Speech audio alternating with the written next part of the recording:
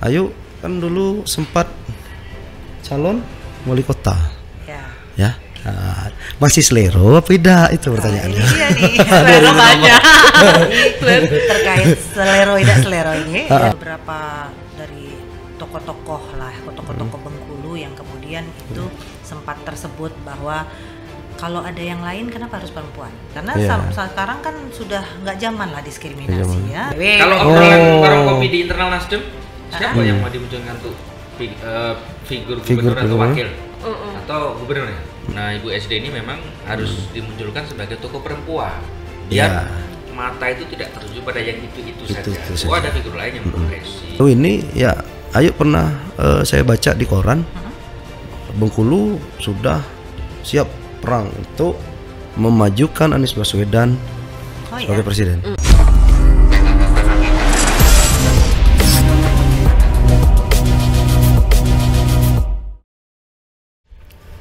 Bismillahirrahmanirrahim. Assalamualaikum warahmatullahi wabarakatuh. Waalaikumsalam warahmatullahi wabarakatuh. Salam sejahtera untuk viewer semua. Nah, sekarang waktunya bersama Ayu Erna Sari Dewi Atau ESD yang populer. ESD populernya gitu atau ya. Bunda Erna Sari Dewi yang cantik. Di mana sekarang? Kalau sekarang Umurmu berapa? 27 bentar lagi. 27, Ibu masih cantik ibu. Iya. Sebenarnya iya. Sedikit lah. Ini 28. Saya mau nanya, resepnya awet tua apa? Banyak beban. Banyak beban. Nggak punya duit. Beban hidup ya. Iya kan? Tapi tenang, nanti kalau kamu sudah jadi orang kaya, orang sukses, wajahmu muda lagi. Oh, kayak Ayerna gitu ya. Sehat, Ini Yuk? bener ini. Sehat ya? Alhamdulillah. Alhamdulillah. Lagi sibuk apa gini ya? Kini sedang sibuk rapat-rapat pembahasan karena kita kan sudah terkejar waktu. Saat ini masih menyelesaikan rapat evaluasi APBDP. Terus ya? juga nanti di minggu depan juga full itu akan melakukan pembahasan APBD 2023. Yuk, ini tema hari ini. Nah, seperti biasa Om, ini ngopi 2024, ngobrolin politik. Nah, Ayu nggak ada habis-habisnya. nggak ada habisnya. Ya. Nggak ada titik. Nggak ada Koma tuh titik. lah. Koma tuh lah. Koma terus. Jadi 2024, Ayu kan dulu sempat calon wali kota, ya. Seperti janji kita komplit. Setelah ada Ayu Erna di sini, kemarin sudah David Swardi, terus Ayu Linda, Dedi Wahyudi, nah sekarang Ayu Erna. Soalnya kalau Pak Helmi Hasan kan nggak lagi habis ini. Iya. Ini maksudnya apa nih? Maksudnya peluangnya lebih Nah besar. itu. Iya. Langsung dikulitin loh Bang Ben. Iya. Karena setidaknya lawan berkurang satu. Ya, kan? benar. Nah, masih selero apa tidak itu pertanyaannya? Iya nih, selero banyak. Terkait selero tidak selero ini, terkait selero nggak selera ini kan tergantung juga karena kami ini kan petugas dan pekerja partai. Ya. Nah, jadi kami juga apapun pekerjaannya, apapun yang ditugaskan oleh DPP tentu akan kami laksanakan. Jadi memang ada beberapa opsi, apakah masih tetap akan di provinsi, DPRD provinsi, kemudian apakah ke DPR RI. Nah, atau kemudian karena kita akan melihat dulu apakah kader-kader Nasdem akan dimajukan dalam pertarungan Pilwakot ke depan. Nah, kalau kemudian mungkin tidak ada kadernya dan kemungkinan besar lah juga dan kemudian DPP memberikan amanah untuk maju ke Pilwakot, ya kenapa tidak? Ya kan? Tetapi kita akan lihat dulu komposisinya di provinsi seperti apa. Kalau kemudian di provinsi sudah cukup orangnya, kita bisa meraih satu kursi di kota, mungkin saya tidak dimajukan di situ. Tapi kalau kemudian DPR RI membutuhkan kursi untuk memenuhi 30% perempuannya, ya terpaksa harus di DPR RI. Jadi semuanya tergantung dari partai. Berarti beliau ini mau maju DPR RI, sama Cak Elmi. Ya, maju situ dulu ya. Memang Bunda Erna sama Bang Helmi itu udah galak ini, udah galak pista, udah Bang. Iya, udah galak pisahkan. Di situ lah. Yang ini maju DPR RI. Jauh-jauh dekat. Jauh-jauh dekat. Dulu beliau ini waktu Pak Wali periode pertama ya, wali kota, beliau ini ketua DPR, DPRD kota. DPRD kota Kayak perempuan ini ya, Bang. pertama. Perempuan pertama ya. Nah, yuk. Kira-kira tadi tergantung partai ya. Itu Om ya. DPP. Tergantung partai. Artinya seperti Om bilang tadi, maju DPR RI untuk 2024. Itu udah ketok palu. Udah ketok palu maksud dari DPP. Ya. Ya, jadi sebenarnya historinya memang dipersiapkan untuk DPR RI. Tapi saat ini kan memang masih terbuka lah kemungkinan-kemungkinan lain, karena sebenarnya kita kan harus melihat juga komposisinya. Kalau kemudian memang kita punya peluang besar, makanya kan segala sesuatu Nasdem itu selalu terukur. Nah, jadi kalau misalnya saya punya peluang besar untuk wali kota, ya kenapa tidak? Atau dilihat lagi hasil surveinya apakah bagus juga di DPR RI, kenapa tidak?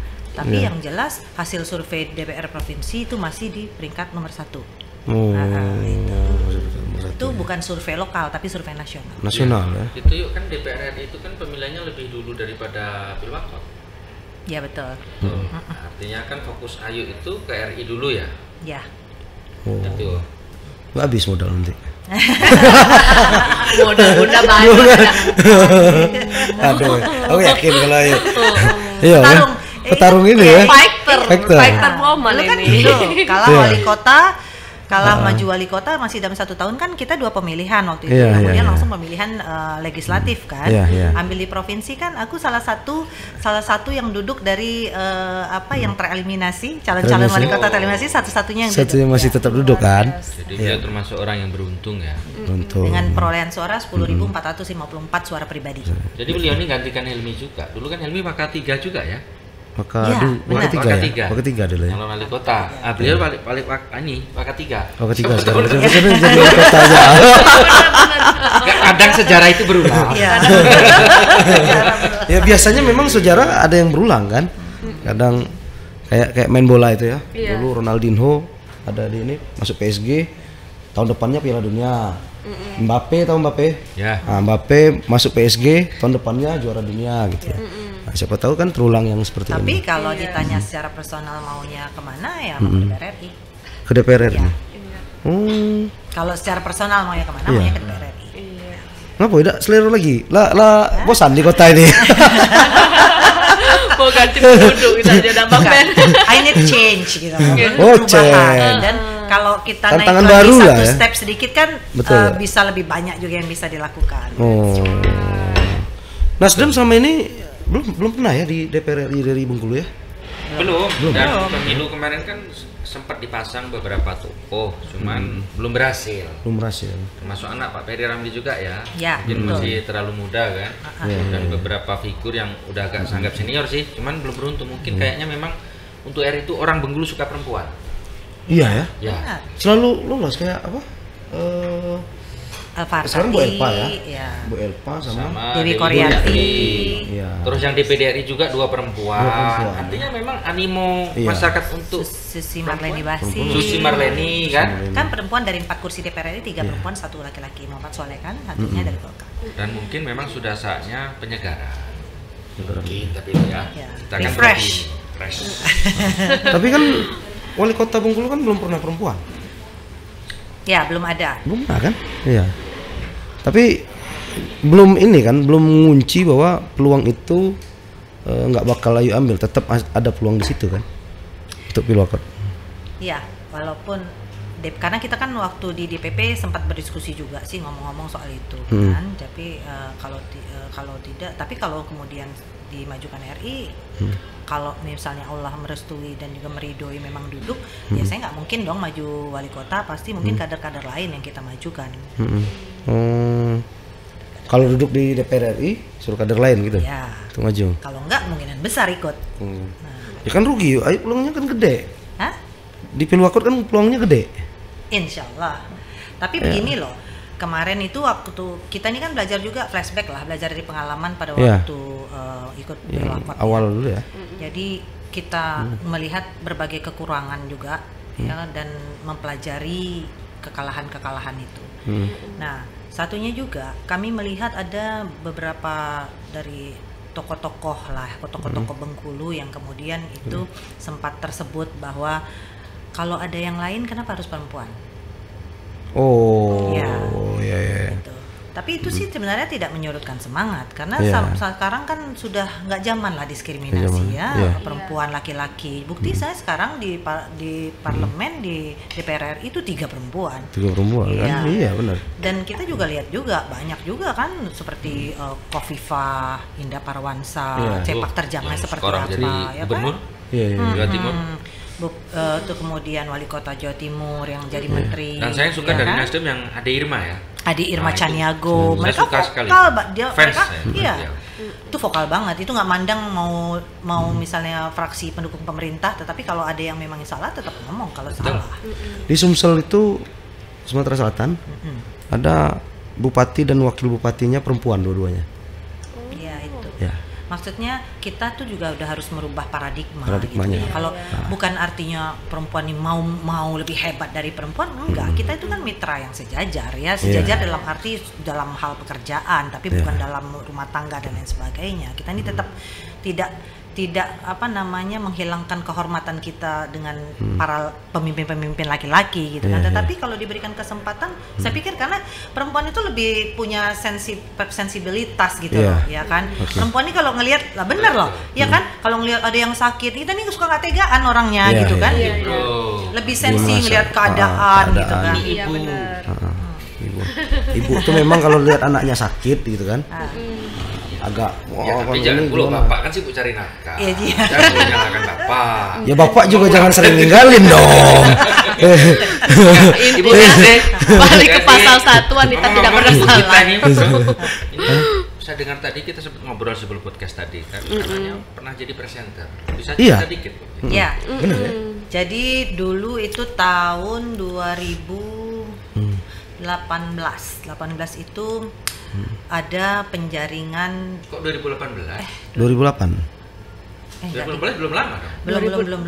Maaf, maksud 2008. 2008 ya. 2008. Jadi pada waktu itu kan ada penjaringan penyiar TVRI. Nah, dari waktu itu 250 orang itu yang diambil cuma 2, satu laki-laki dan satu perempuan. Banyaklah tesnya itu kan, tes kewartawanan lah gitu, presenter lah gitu, ilmu pengetahuan, kemudian bahasa, sampai kita dites juga bahasa Inggris waktu itu.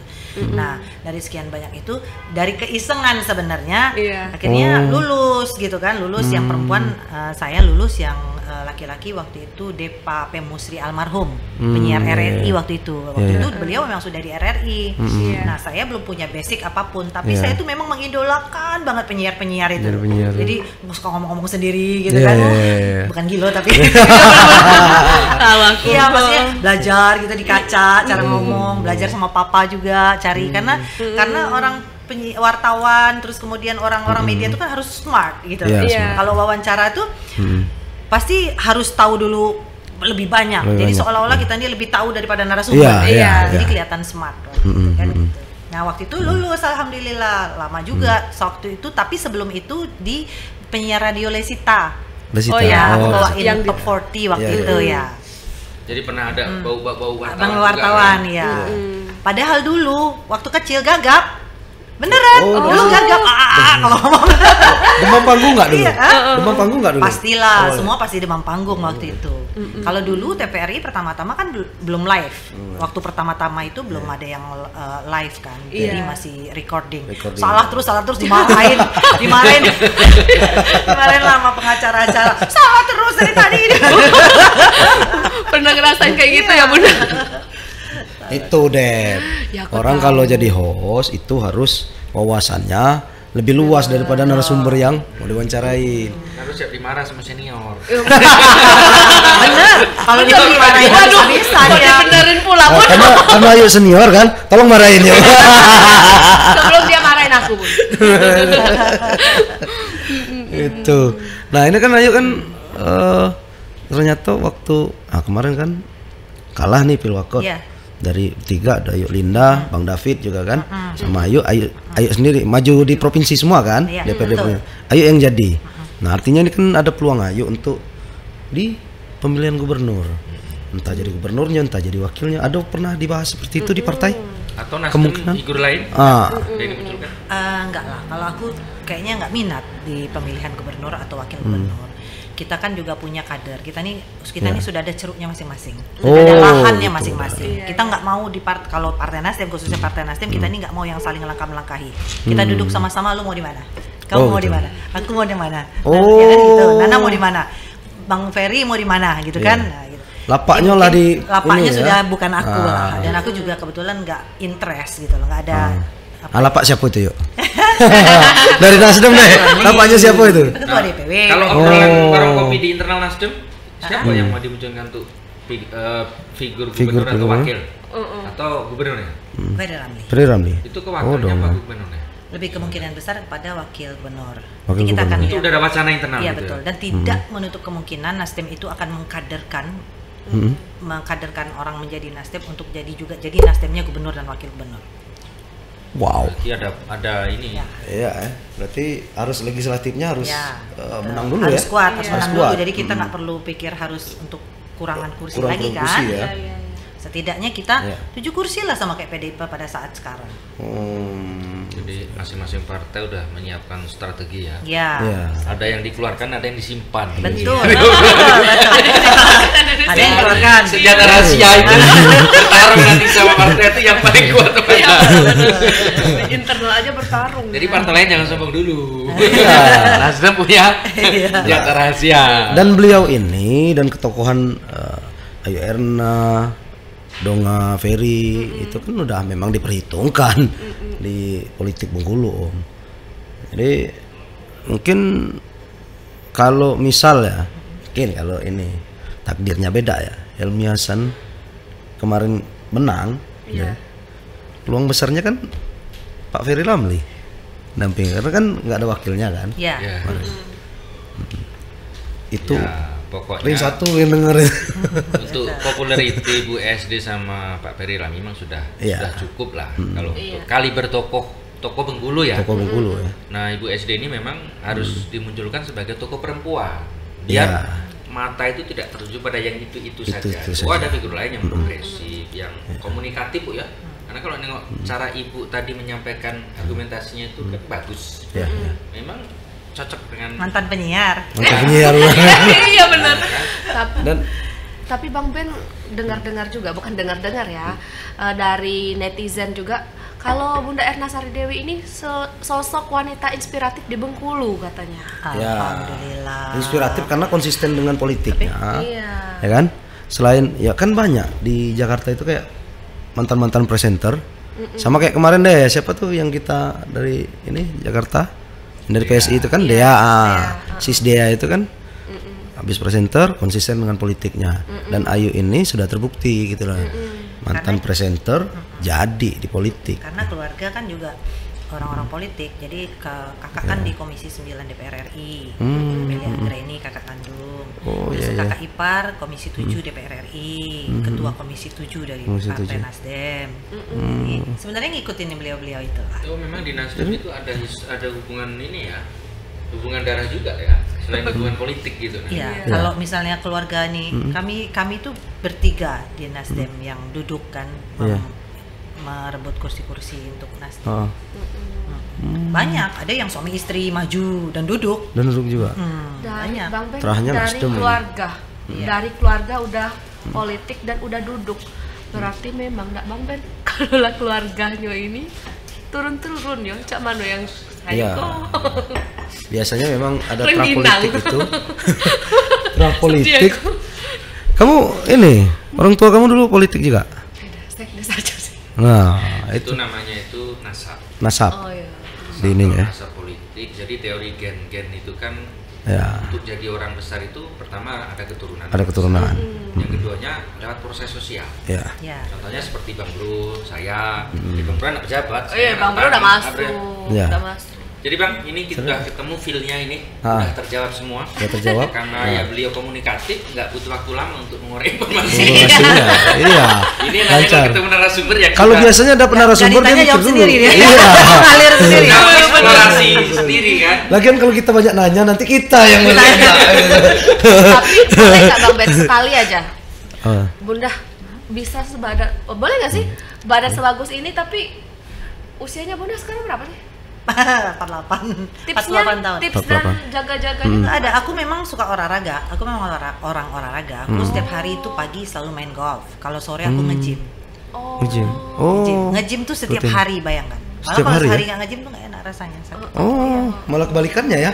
Ini kalau nge-gym, besoknya demam. Bukan. Dia nge-gym juga badannya Bunda nge-gym. Nge-gym juga. Lah kau nge-gym tapi beda.